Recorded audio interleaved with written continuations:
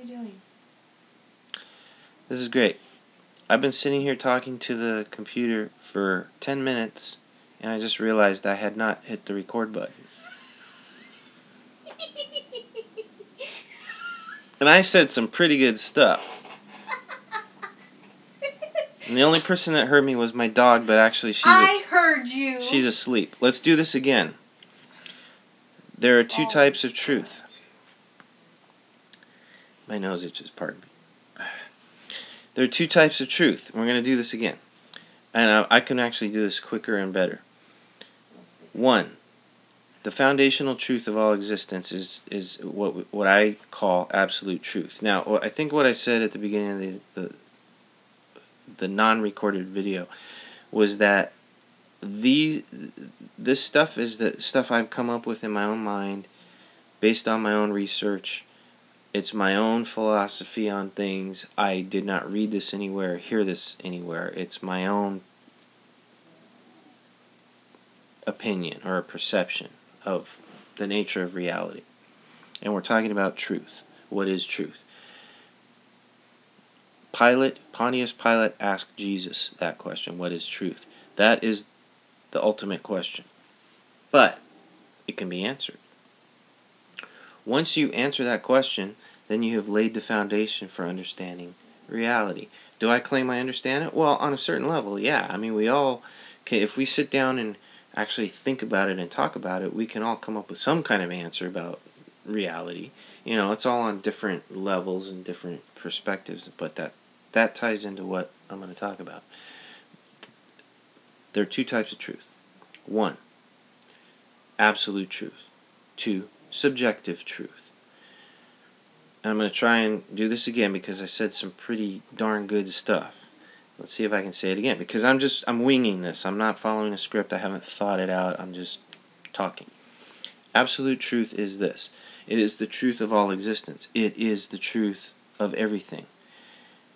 It is existence. Subjective truth exists as part of absolute truth, but subjective truth is not and cannot be absolute truth in and of itself. And what I'm saying is, it is because subjective truth is generated by us as individuals, by our mind. And what I was saying before, and I said it really well, I hope I can do it again. Okay, I had a conversation with someone I would say is on the surface a very intelligent person. Very intelligent. Lots of book knowledge. Okay. But when it comes to deep foundational issues having to do with existence, it then goes into the mode of subjective truth. So I was testing the waters with him, and I said, look, I'm just going to hit the bottom line. I'm a bottom line guy. I like to hit the bottom line with everything. So I said, I asked him, does absolute truth exist? Now, this is a trick question, and I'll explain why. You ask somebody, does absolute truth exist? Well, most people, see, common sense, all it takes is a little common sense. Yes, absolute truth exists. I mean, absolutely. Okay? But then you ask then the next question is, do you know absolute truth? Do you know what it is? And most people who are honest will say, well, no. I mean, religious people think they know some of absolute truth. I mean, like, they've got, glimpses of it. No. Absolute truth exists outside. It exists inside of us. We are part of it. We are part of absolute truth. However, as human beings, if we try to imagine it or perceive it or interpret it, that's subjective truth, as seen from the human perspective. It's flawed. It is generated by the mind. It is constructs, or whatever you want to call them, formulated ideas generated by the mind created by systems that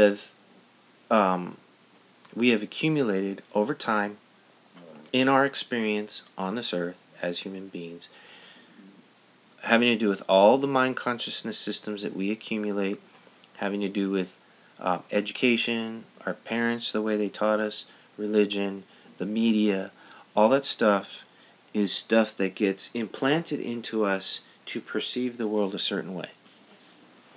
That is not absolute truth. We can't figure out or see absolute truth through those filters of perception. So this directly relates to what Jesus talked about in the Bible, having to do with dying to self or dying to the flesh. Paul talked about it as well, but I mean dying to self, dying to the flesh, denying yourself. When he says self, he's talking about the ego or consciousness or the mind or whatever other word you want to use to describe how your perception in this world. So, absolute truth absolutely exists. So, back to the conversation. I say, does absolute truth exist? The person I was talking to said, no. And in fact, he said, absolutely not, which is ironic. And he was serious. Now, let's see if we can do this again. Does absolute truth exist? No, it does not. Well, when you say no, it doesn't, that is an absolute truth. Therefore, even if you say no, absolute truth does not exist, that is an absolute truth. Therefore, absolute truth exists. It exists no matter what. Now, I don't remember, was I talking about duality? The nature of our existence has to do with duality. That was in the first video. So, the other type of truth is subjective truth, which I just spoke about, is how we perceive the world. This is related to religion. Religion is subjective truth based on belief, faith, whatever.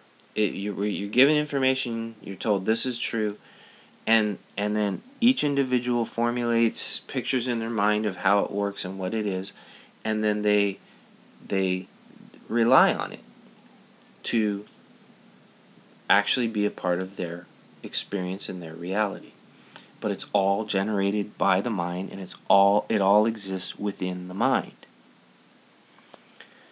So, there are thousands of videos on YouTube relating to quantum physics and metaphysics and the nature of reality, and David Icke talks about the nature of reality.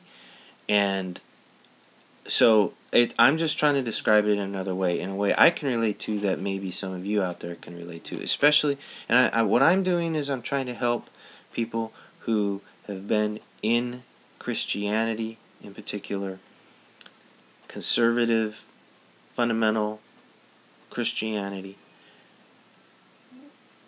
and who are actually starting to see that some things don't add up, some things don't make sense. They've taken the time to kind of start to ask questions, or they've had the courage to actually start asking tough questions and finding out they're not getting the answers, and therefore they're starting to come out of the religion and realize it's not what they thought it was.